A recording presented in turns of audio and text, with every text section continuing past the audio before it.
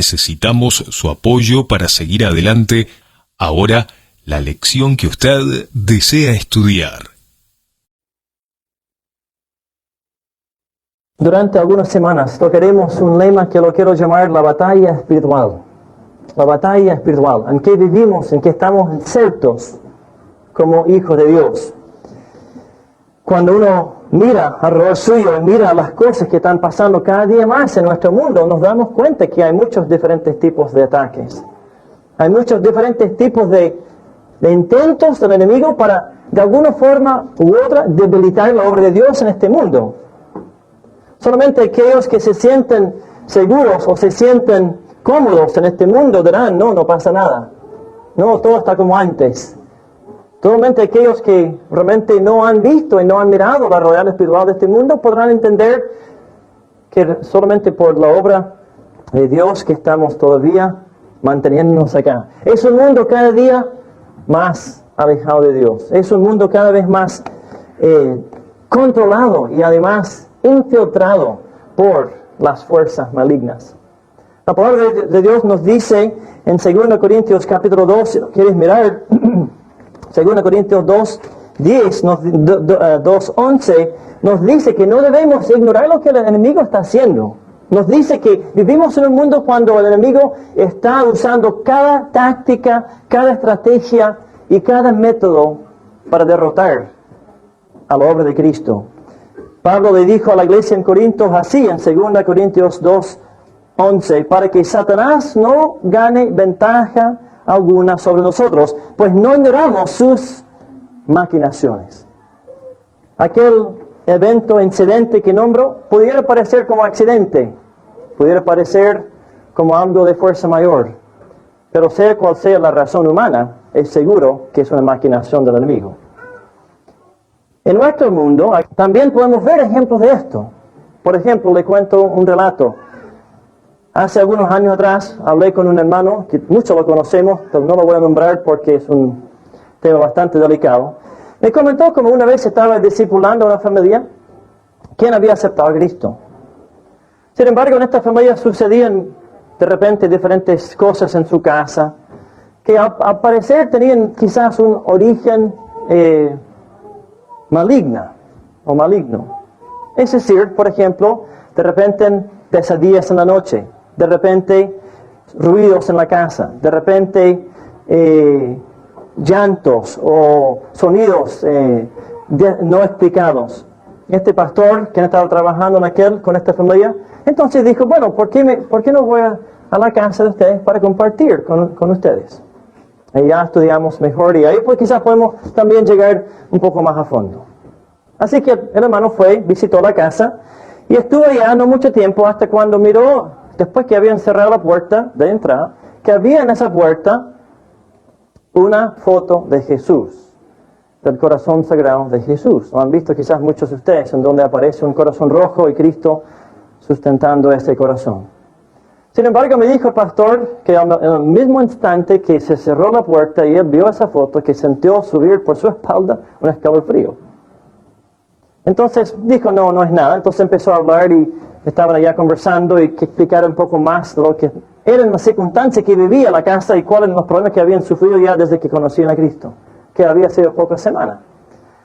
Y el pastor se fue a otra pieza, o sea, digamos al living, y se sentó allá. Y le dio la impresión que los ojos de la foto estaban siguiéndolo. Ahora tú y yo diríamos, no, pero eso es brujería, eso pasa en las películas nomás. Y él también dijo, no, esto es una sensación mía nomás. Es una sensación mía. Así que después él no le hizo caso y de ahí se fueron a sentar en una mesa a tomar té en el comedor, que también se podía ver esa foto. Y aparentemente los ojos seguían mirando. Bueno, todas estas cosas tú y yo diríamos, ¿qué pasa? ¿Eso es algo ficticio? ¿Es algo de la mente? ¿Un juego de la mente?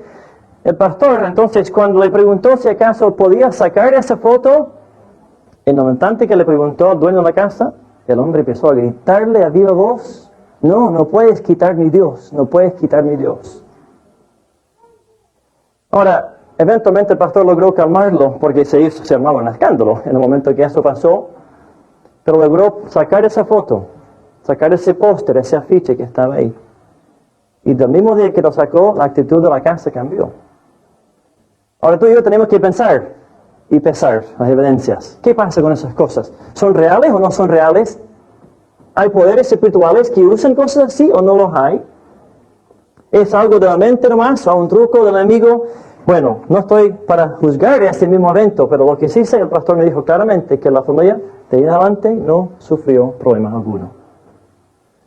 Es que el póster le habían dado una secta en la calle. Te lo habían regalado una secta, un grupo de personas regalando materiales, un grupo no cristiano, porque atrás decía justamente el nombre de aquella iglesia pagana. Así que en nuestro día, hermanos, hay cosas, hay momentos, y necesitamos entender que estamos en realidad enfrentando una batalla espiritual. No es este día que todas las cosas marchen como de costumbre, hermanos. Vivimos en los últimos días. Un ejemplo, por favor, para mirar. Por ejemplo, mira lo que dice 2 Timoteo, capítulo 3. 2 Timoteo, capítulo 3. Y todo esto es de modo de ejemplo, pero para ayudarnos a entender. 2 Timoteo 3, verso 1. También debes saber esto, que en los postreros días vendrán tiempos peligrosos. Porque habrá hombres amadores de sí mismos, avaros, vanagloriosos, soberbios, blasfemos, desobedientes a los padres, ingratos, impíos, verso 3, sin afecto natural, implacables, calumniadores, intemperantes, crueles, aborrecedores de lo bueno, traidores, impetuosos, infatuados, amadores de los deleites más que de Dios, que tendrán apariencia de piedad, pero negarán la eficacia de ella. A esto se evita. Esta es la descripción del apóstol Pablo de los postreros días. Ahora, en verdad, bíblicamente entendemos de que desde el momento que Jesús regresó al cielo y dejó la iglesia instituida y funcionando, esos ya son los últimos días. Sin embargo, con mayor frecuencia, con mayor insistencia y con mayor ataques directos a la iglesia, vemos que estas cosas sucedan. No es esto una descripción, casi como leer un diario fin de semana, a ver esta lista. Vivimos en un día malo, hermanos, y tenemos que entender que inclusive eso era la preocupación de Cristo. Necesitamos ver que hay un pasaje en Apocalipsis que también introduce este problema. Apocalipsis capítulo 2. Y yo quiero que vean y que reconozcan lo que Cristo dijo a su iglesia, que entienden que en este pasaje podemos ver lo que en muchos casos se ha introducido aún en las iglesias modernas. Y tal vez sea para nosotros motivo de advertencia. Apocalipsis 2:1. Escribe al ángel de la iglesia en Éfeso: el que tiene las 7 estrellas en su diestra, el que anda en medio de los 7 candeleros de oro, dice así: yo conozco tus obras y tu arduo trabajo y paciencia, y que no puedes soportar a los malos, y has probado a los que se dicen ser apóstoles, y no lo son. Y lo has hallado mentirosos, y has sufrido, y has tenido paciencia, y has trabajado arduamente por amor de mi nombre, y no has desmayado. Pero tengo contra ti que has dejado tu primer amor. Recuerda, por tanto, de dónde has caído, y arrepiéntete, y haz las primeras obras, pues si no, vendré a ti pronto, y quitaré tu candelero de su lugar, si no te hubieras arrepentido. Pero tienes esto, que aborreces las obras de las Nicolaitas, las cuales yo también aborrezco. El que tiene oído, oiga lo que dice el Espíritu a las iglesias. Al que venciere le daré a comer del árbol de la vida, el cual estará en medio del paraíso de Dios. Este pasaje habla de una iglesia, y es la iglesia que ahora vamos a estudiar durante los próximos 4 semanas, y vamos a conocer la iglesia de Éfeso.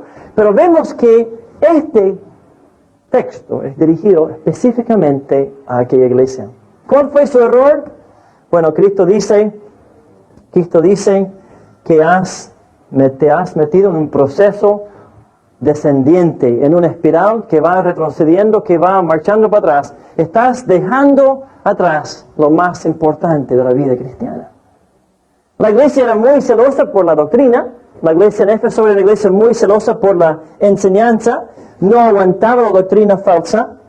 Era una iglesia muy preocupada de identificar a la obra del maligno. Pero ¿sabe qué habían? empezado a dejar suceder, empezaron a dejar enfriar su amor por el Señor. Y luego si fuéramos a estudiar las 7 iglesias, y no lo vamos a hacer porque no es el estudio esta mañana, veríamos un proceso o una especie de ciclo o pasos que muchas veces se dan en las iglesias. Solamente quiero mostrárselos para que entiendan que hay 5 pasos, pero cada uno de ellos son un paso hacia abajo, tanto para la vida espiritual como para la vida de una iglesia. El primero de ellos es el falta de amor. Y eso fue lo que faltaba en la vida de la iglesia en Éfeso. Eran celosos por la doctrina. Era una iglesia, podemos decir, fundamentalista, una iglesia conservadora, una iglesia fuerte por proteger las cosas del Señor, pero no tenían amor para el Señor. La iglesia que sigue, la iglesia en Esmirna, tenía otro problema: flirtaba con el mundo. Es decir, se mezclaba con el mundo, se juntaba, se revolvía, se perdía su distinción.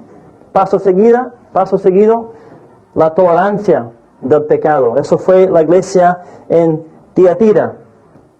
Después vemos otra iglesia que estaba muy satisfecha consigo mismo, la iglesia en Sardis. Y enseguida la preocupación por lo propio. 5 pasos hacia abajo. A través de las 5 iglesias, solamente 2 de las 7 realmente se mantenían firmes, pero las otras 5 caían en este error. ¿Es que no se daban cuenta que estaban en los últimos tiempos? Parece que no. Y una iglesia que no está atenta a lo que son los últimos días puede caer también en estos mismos errores. Así que nuestro deseo esta mañana es introducir el tema de lo que se llama la guerra espiritual. Y para ello vamos a ir a Efesios capítulo 6, por favor. Efesios capítulo 6. El libro termina hablando de la guerra espiritual, de la batalla en que estamos insertos. Yo quiero leer el pasaje, por favor sígueme mientras lo leo. Efesios 6 y el verso 10. Por lo demás, hermanos míos, fortaleceos en el Señor y en el poder de su fuerza. Vestíos de toda la armadura de Dios para que podáis estar firmes contra las acechanzas del diablo. Porque no tenemos lucha contra sangre y carne, sino contra potestades, contra principados, invertí el orden, disculpe, contra los gobernadores de las tinieblas en este siglo, contra huestes espirituales de maldad en las regiones celestiales. Por tanto, tomad toda la armadura de Dios para que podáis resistir en el día malo y habiendo acabado todo, estar firmes. Ahora, después vamos a estudiar la armadura. Hoy quiero saber y quiero que entiendan que estamos en una guerra y hay que estar listos. Los primeros 3 versículos o 4 versículos nos hablan de ello. Estamos en una guerra y necesitamos algo. ¿Qué? La fuerza de Dios para resistir.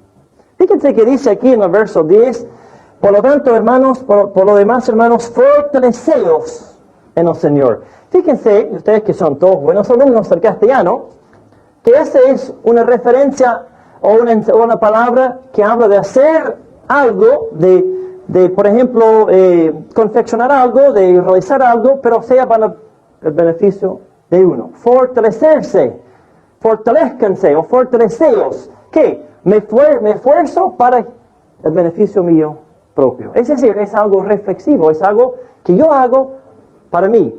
Pero ¿de dónde lo saco? ¿De dónde saco esa fuerza? Es la fuerza de Dios. La fuerza humana es incapaz para resistir. La fuerza es, según dice el pasaje aquí, es una fuerza dinamita. La palabra que dice fortaleceos en el poder de su fuerza, viene de la misma palabra en griego que es dunamis. El poder es dinamita. De la fuerza de Dios tenemos acceso.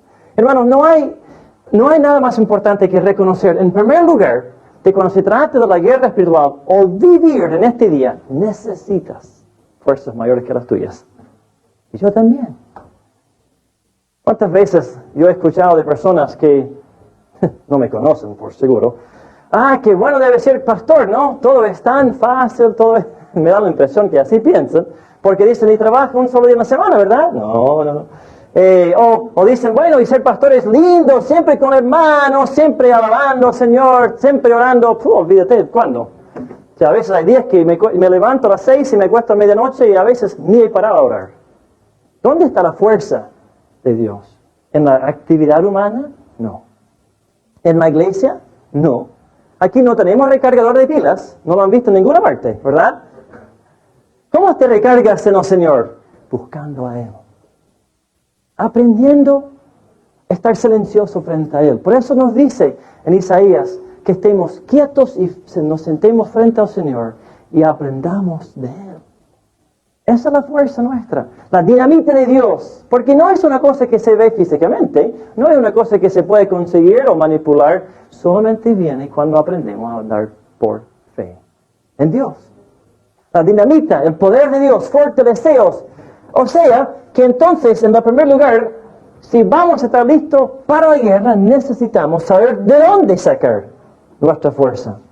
Pero ¿sabe una cosa?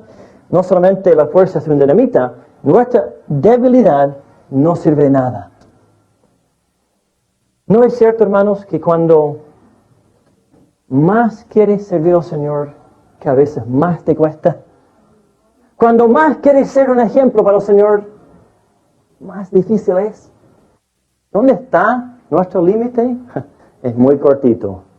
La debilidad nuestra no sirve para esta batalla. Tienes que reconocer que en Cristo podemos tener la fuerza. Nuestra debilidad es bastante seria. ¿Sabe una cosa que me hace pensar cuando yo estoy orando por ustedes? Esa es una práctica que tenemos entre los pastores. Nos juntamos inclusive incluimos a las secretarias y a otros hermanos. Todos los martes nos juntamos a orar por la iglesia. Por nombre más posible, inclusive, entre paréntesis, las tarjetas que usamos para visitas. Cuando tienes una petición, también puedes anotarla allá y me la haces llegar, por favor. O alguna tarjeta cualquiera. Pero yo me doy cuenta, hermanos, de nuestra debilidad cuando yo estoy orando. Porque, ¿sabe una cosa? En un cosa de media hora, con 3 o 4 hermanos, podemos juntar una lista, pero así, de necesidades.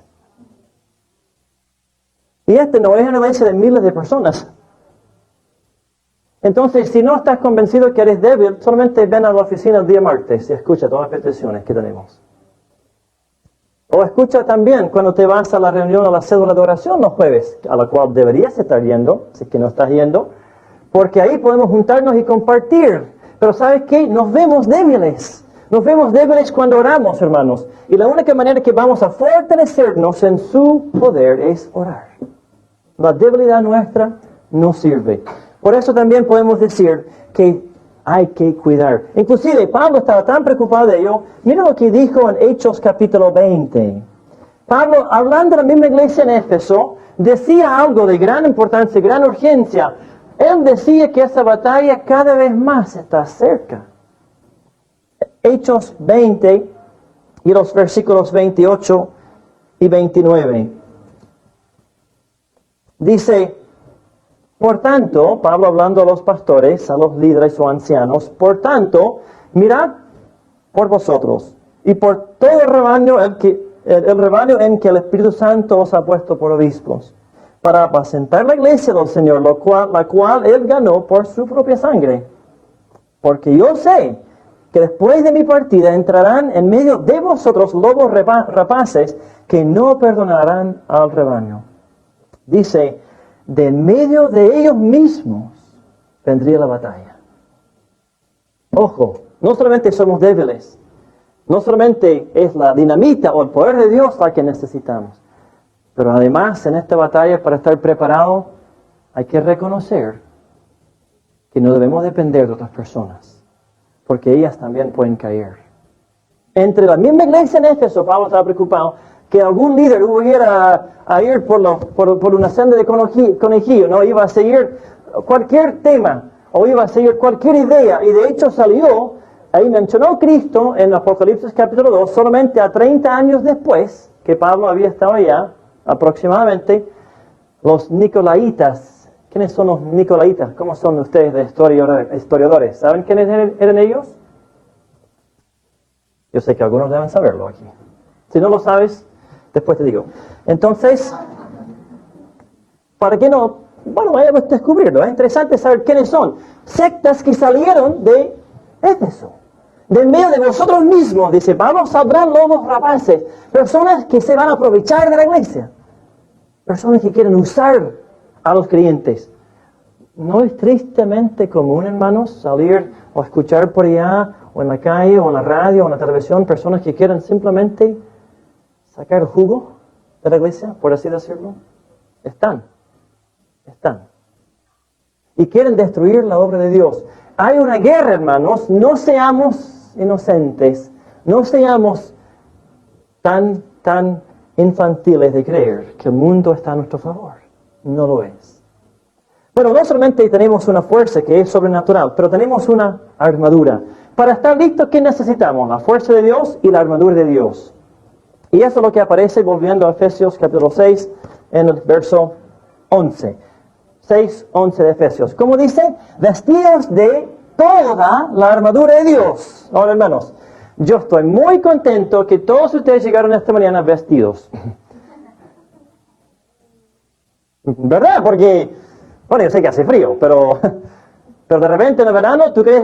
Yo no sé qué piensas, pero a veces yo creo que hay personas que salieron sin ponerse toda la vestidura, porque se visten demasiado inmodestos. Si alguien hace eso físicamente, ¿se nota o no? Sí que se nota. Y si lo haces espiritualmente, ¿se nota? Yo creo que también eventualmente lo vas a notar. Si no estás vestido con toda la armadura. La próxima semana vamos a estudiar cada pieza. Si quieres, esta semana te animo a leerlo. Pero ¿qué sabemos de esta armadura? En primer lugar, nos protege. Nos protege. ¿Pero qué protege? Te protege la frente, hermanos. Ilustración. Aquí, esta es la frente, ¿ya? No es este lado. ¿Dónde se pone la armadura de Dios? ¿Para proteger las piernas? No. ¿Para proteger la espalda? No. ¿Dónde se coloca la armadura de Dios? Se coloca en la frente, en el pecho, en las piernas, en la cabeza, en los hombros, en los pies. Es para avanzar. La armadura de Dios es nuestra certeza que podemos estar listos.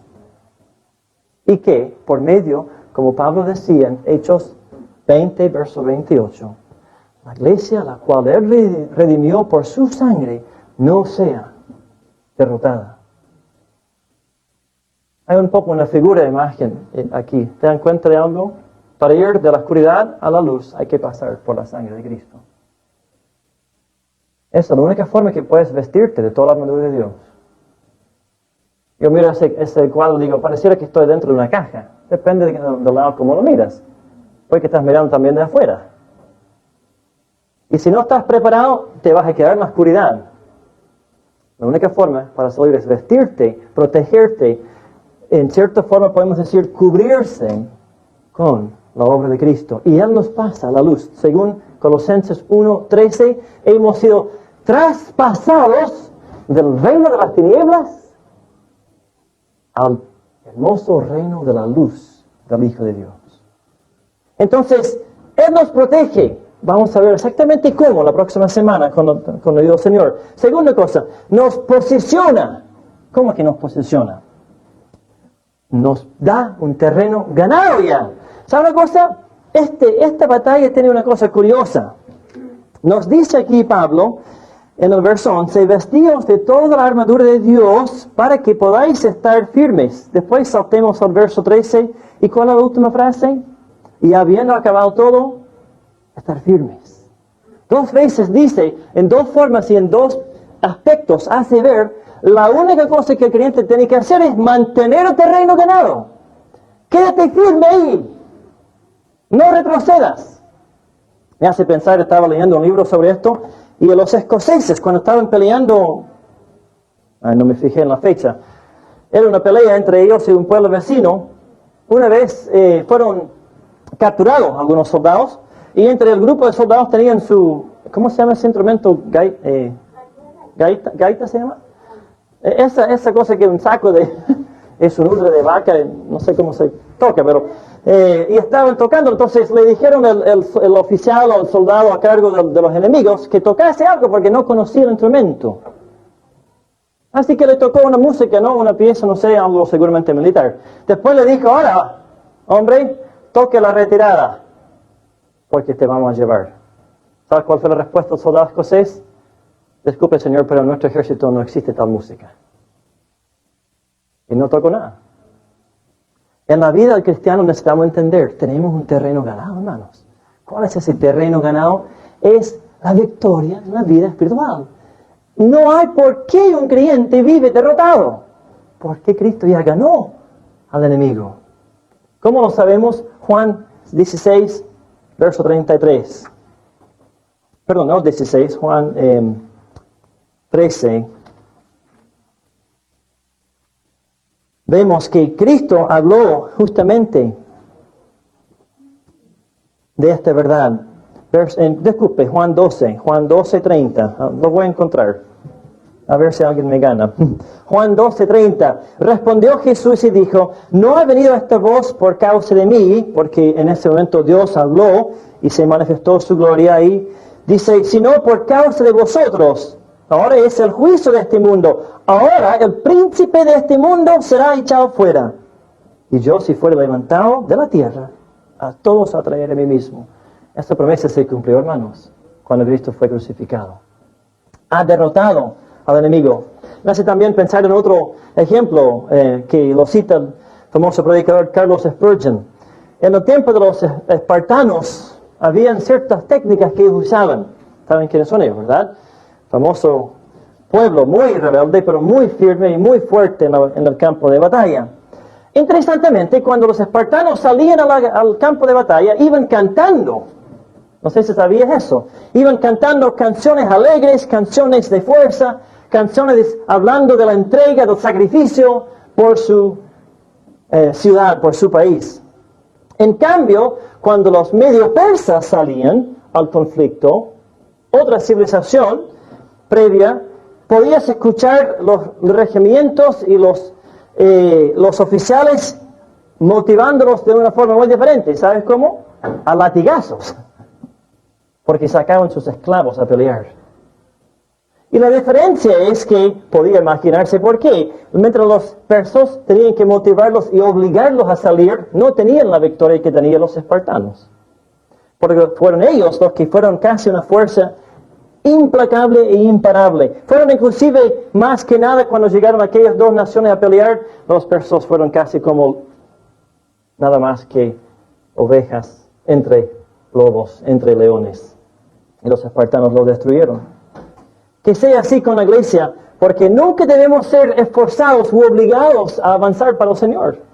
Nunca debemos sentir que es un peso vivir en esta guerra espiritual. Nunca debemos sentir que podemos hacer el quite. Debemos ir y salir al conflicto con sonrisa, con gozo, con seguridad, con confianza, porque Cristo ya nos ha ganado la victoria. Si fuésemos ese tipo de soldado entusiasta como los espartanos, entonces seríamos también como leones en medio del mundo que nos quiere destruir. Así que tenemos un terreno ganado, pero además nos dice por qué podemos prepararnos y por qué usar esta armadura. Y está en el versículo 12. Dice, disculpe, la segunda parte del verso 11, para que podáis estar firmes contra las acechanzas del diablo. Nos da protección. ¿Para qué? Para evitar que estas acechanzas nos destruyan. En el año 1974, febrero 26, un soldado británico fue dado honores especiales. Sin embargo, el soldado nunca vivió para saber de su honor, porque fue el mayor Guillermo Martín quien fue la persona que recibió la decoración. Resulta que durante la Segunda Guerra Mundial decidieron que fue necesario hacer una especie de táctica para desviar a Hitler y sus esfuerzos, y sus tropas. Claro que Martín nunca supo del honor que le dieron, porque cuando llegó allá cerca de Inglaterra, le dio neumonía por la humedad y la neblina y murió el soldado. El problema fue que ya sabían que las fuerzas iban de Hitler marchando hacia Italia y querían entonces, para desviarlo de allá, no dejar que pudiesen conquistar o pelear en ese frente, decidieron hacer lo siguiente. Tomaron el cuerpo de Martín, cuyo cuerpo se había preservado, lo trasladaron al mar, a alta mar, le pusieron en un bote inflable y le dieron en su bolsillo unas instrucciones falsas diciendo que las tropas aliadas iban a avanzar hacia África del Norte. ¿Y sabe qué pasó? Las olas llevó este bote hacia las playas de Alemania. Los soldados alemanes pensaban que encontraron algo importante y sus oficiales de inteligencia llevaron inmediatamente las instrucciones que habían encontrado. Llegaron a proteger allá a Sicilia. Eso fue una manera que guió, que pudo las fuerzas aliadas distraer y ponerle una trampa al enemigo. Y sabe que Satanás trabaja en una forma igualmente tramposa, igualmente oculta y sutil para desviarnos de las verdaderas frentes en la vida cristiana. Debemos tener cuidado, hermanos. Hay creyentes que creen que este mundo es más bien un campo de juegos infantiles y no un campo de batalla. Hay personas que piensan que el mundo cristiano es todo color de rosa, todo tiene que ser bonito, todo tiene que ser fácil. Es una trampa de Satanás. Hay muchos diferentes tipos de maniobras, artimañas, métodos que Satanás usa. La palabra ahí mismo en Efesios capítulo 6 justamente es cuando dice acechanzas, metodologías, literalmente. Muchas metodologías. Debemos protegernos de ellas. Trampas para pecar, la vida fácil, tratando de conseguir esa y no seguir la disciplina cristiana. Dejar de lado nuestras responsabilidades como cristianos para servir al Señor. Esos todos son trampas de Satanás y hay muchos otros tipos de acechanzas que él usa. Pero en el último lugar también necesitamos saber una cosa más para estar listos. No solamente saber que tenemos la fuerza de Dios para ayudarnos y no solamente saber que tenemos la armadura para protegernos, pero en tercer lugar debemos identificar claramente a nuestro enemigo. Efesios 6:12. Efesios 6:12 dice así: porque no tenemos lucha contra sangre y carne, sino contra principados, potestades, gobernadores de las tinieblas y huestes espirituales. Identificar, ¿sabe que en toda batalla, en toda guerra, desde la guerra del Golfo hasta la guerra más antigua del mundo, ¿sabe cuál ha sido muchas veces una clave para la victoria? La inteligencia. Es decir, las tácticas de un ejército o del otro para saber infiltrar y luego recoger la información precisa para derrotar al enemigo. ¿Saben ustedes que actualmente en la guerra del Golfo, por eso lo nombro, actualmente había logrado dejar caer detrás paracaidistas que eran soldados que se juntaban cerca de los blancos de las fuerzas aliadas y lo único que tenían que hacer entonces es con un pequeño aparato electrónico, una especie de sonda de láser o digital o algo, emitían la señal dentro de más o menos 50 metros del blanco y con eso entonces lanzaban los misiles de allá del Golfo Pérsico y caían pero directamente en su blanco. ¿Por qué? Porque la inteligencia era saber dónde estaban los blancos del enemigo.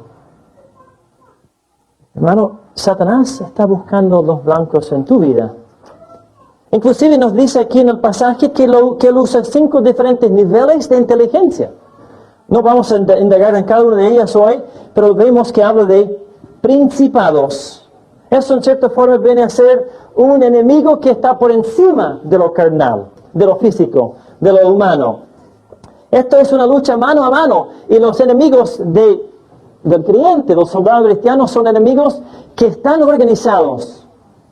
Satanás tiene en verdad rangos de sus huestes, de sus siervos, de sus demonios que lo sirvan.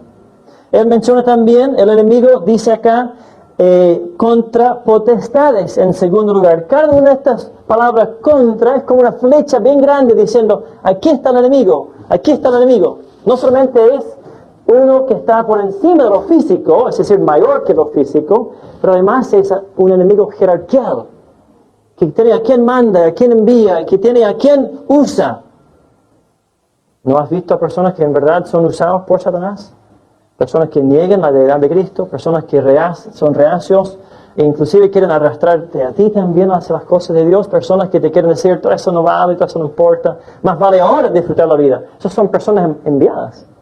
Parte de la jerarquía del enemigo, parte de sus estrategias. También dice contra gobernadores de las tinieblas. En tercer lugar, no solamente más allá del carnal y más organizado que uno, pero también más poderoso que uno. Recuerda, somos limitados. Nuestra fuerza humana es muy pequeña. Y este enemigo usa todas las fuerzas necesarias. En una novela que ahora tenemos 3 copias de esa novela, 3 tomos. Ahora nuestra nueva biblioteca que tenemos acá en la iglesia. Este es un aviso que estoy dando. Tenemos una biblioteca ahora y tenemos 3 novelas que se llaman de la serie Dejados Atrás.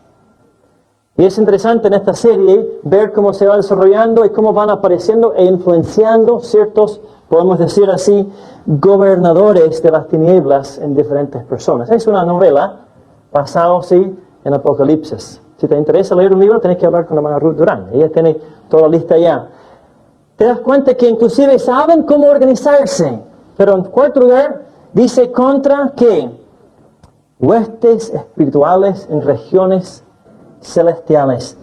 Otro aspecto de la inteligencia del enemigo es que inclusive sabe usar acceso a Dios mismo para pelear contra ti. Es decir, no es que se mete infiltrado, sino que en los días de Job vemos que el enemigo, que Satanás, paseaba frente a Dios y que entonces acusaba a Job. No tenés que olvidar que el enemigo usa cualquier tipo de estrategia, cualquier tipo de, organización o enemigo para ir en contra tuyo.